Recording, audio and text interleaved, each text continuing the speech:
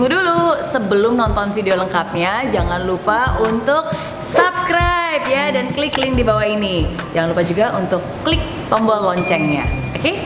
Terima kasih. Selamat menonton.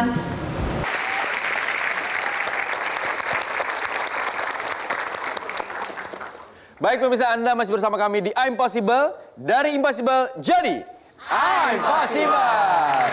Kita masih bersama dengan Miss Mary Riana. Dan Miss Mary, bagaimana cara berikutnya untuk mengubah kekurangan menjadi kelebihan? Oke, tadi yang pertama adalah berdamai dengan diri sendiri ya. Harus diterima segala kelebihan dan juga kekurangan. Tapi lebih banyak kelebihannya pastinya. Nah yang kedua adalah harus belajar. Oke, jadi ketika kita sudah tahu kelebihan kita asah dan terus belajar. Nah yang ketiga adalah berani. Yang ketiga apa?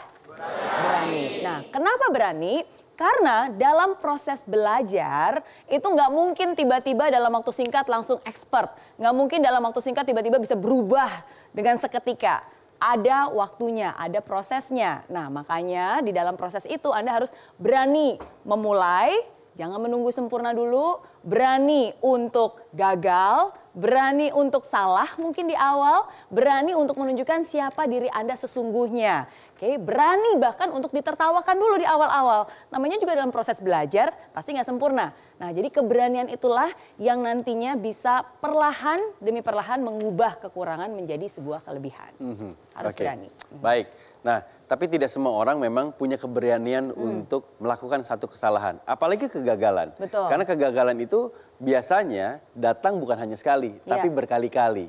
Nah, apakah memang itu menjadi satu hambatan juga untuk orang-orang yang ingin melakukan atau mengubah kekurangan menjadi sebuah kelebihan? Iya, itu adalah hambatan bagi orang-orang biasa pada umumnya. Tapi sekarang pertanyaannya, Anda mau jadi orang biasa atau orang luar biasa? Luar biasa. Kalau orang luar biasa berarti nggak ada tuh yang namanya alasan. Dan hari ini saya undang sosok yang sangat luar biasa, Mas Irgi. Ya, beliau wanita cantik, penulis, CEO, ibu dari 2 anak, ya, dan sahabat saya yang, waduh, kalau saya sebut namanya ini menjadi inspirasi bagi wanita lainnya. Siapa dia? Siapa lagi kalau bukan Mbak Angki Yudhistia.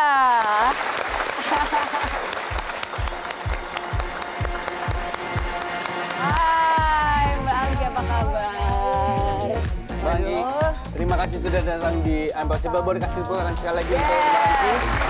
Jadi Mbak Angki ini adalah sosok yang luar biasa, juga ada kisah-kisah yang pernah saya baca, sangat inspiratif dan mohon maaf, saya berbicara kepada Mbak Angki ini memang harus bisa menghadap ke bagian mukanya karena Mbak Angki ini harus membaca mulut saya, gerak mulut saya.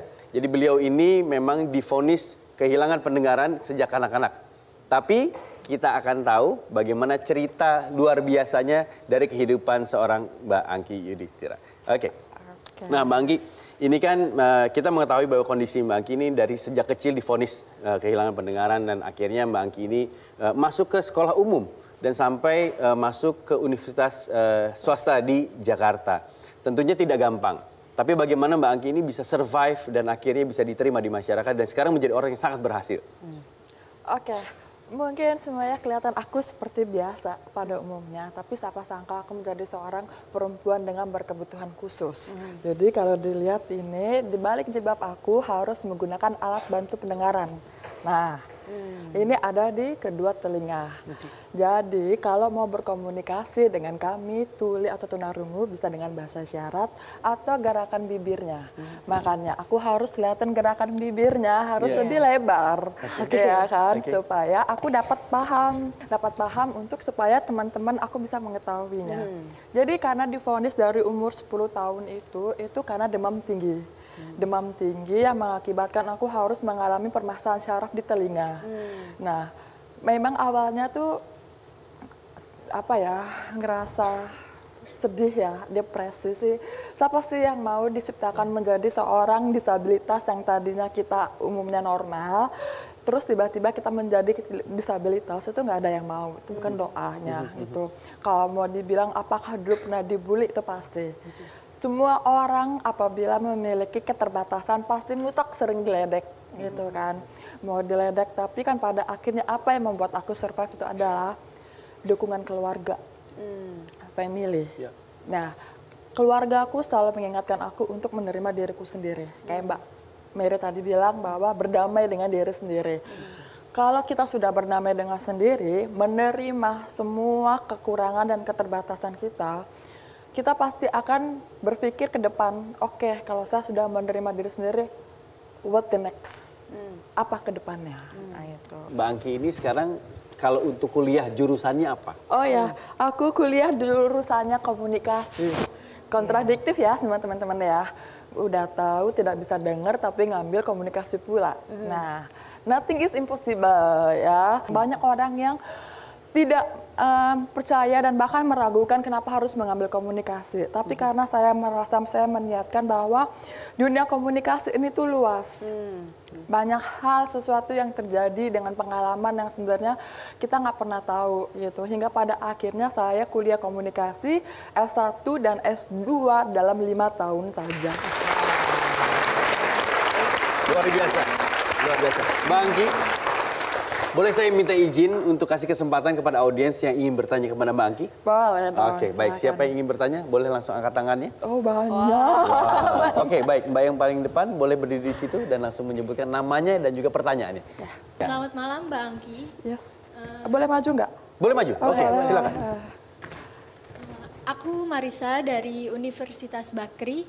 Ingin bertanya, dengan kondisi Mbak Angki yang seperti saat ini, bagaimana Mbak Angki bisa bangkit dari itu semua? Terima kasih.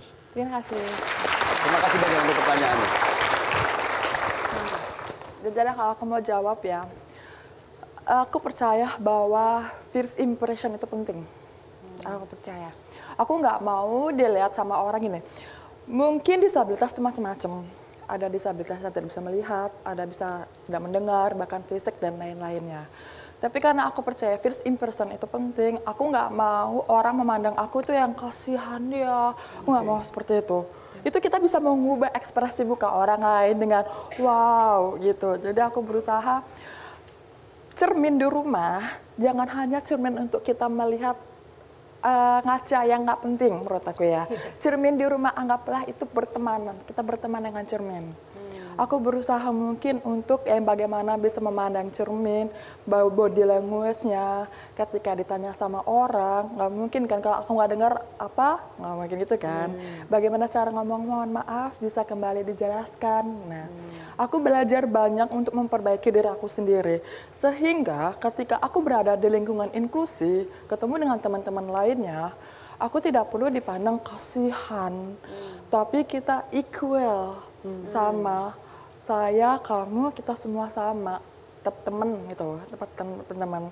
Jadi itu yang membuat aku ngerasa nyaman sama diri aku sendiri karena aku sudah mulai diterima. Nah, awalnya aku udah mulai menerima diriku sendiri dari rumah. Begitu aku di luar, ya aku sudah nyaman karena aku sudah belajar. Jadi itu yang membuat aku bangkit. Jadi ketika aku sering banyak baca, kalau ditanya orang, aku juga akan jawab. Makanya kalau baca koran itu penting banget. Baca buku itu juga utama. Jangan sampai ditanya orang kita nggak tahu apa-apa. Baik. Satu hal yang sangat menginspirasi adalah first impression ya, Miss. Ya? Ada komentar, Miss? Betul, betul. Ini cocok banget dengan pesan yang ingin saya sampaikan untuk Anda semua malam ini. Kita lihat pesan berikut. Bukan kekurangan yang melemahkan hidupmu, tapi pikiran negatif tentang dirimu sendirilah yang akhirnya mengecilkan semangatmu. Jadi jangan biarkan komentar orang, pandangan orang, kata-kata mereka itu justru malah menjatuhkan semangat kamu. Kamu lebih berharga, kamu tahu apa yang paling baik untuk diri kamu, ya, dan kamu harus bisa mencintai diri kamu apa adanya. Dan again, seperti tadi yang Mbak Angki bilang itu saya sangat menginspirasi sekali. Ya kita nggak boleh jangan mau menjadi orang yang belas kasihan orang lain gitu. Tapi kita harus menjadi bangga terhadap diri kita sendiri dan berjuang untuk diri kita sendiri. Baik. Oke. Luar biasa dan kita masih terus akan berbincang-bincang dengan Mbak Angki dan juga Miss Mary tentunya. Apalagi yang akan kita dapatkan ilmu dan juga edukasi apa yang bisa menginspirasi kita semuanya. Tetap bersama kami di Impossible. Dari Impossible jadi Impossible. Jadi kayak ibaratnya kita lagi nyangkul gitu ya, mau dapat berlian, tinggal dikit lagi itu kan. Tapi karena yang membuat aku kuat itu adalah teman-teman disabilitas itu sendiri. Hai friends, terima kasih ya kamu sudah menonton I'm Possible episode kali ini. Nah, untuk kamu yang ingin nonton langsung I'm Possible di Studio Metro TV Jakarta langsung bersama saya, bisa langsung kunjungi link di bawah ini ya. Nanti kamu bisa daftar dan kamu akan masuk ke dalam grup WhatsApp. Di sana akan ada langkah-langkahnya. Dan pendaftaran gratis. Jadi tunggu apa lagi? Daftarkan diri kamu sekarang juga, bawa teman yang banyak, dan sampai ketemu di studio Grand Metro TV. Oke? Di aplikasi Mary Riana tersedia lengkap video-video YouTube terbaru saya, artikel yang up to date, quotes inspirasi, koleksi merchandise, workshop dan seminar yang bisa kamu dapatkan free. Dan download sekarang juga gratis.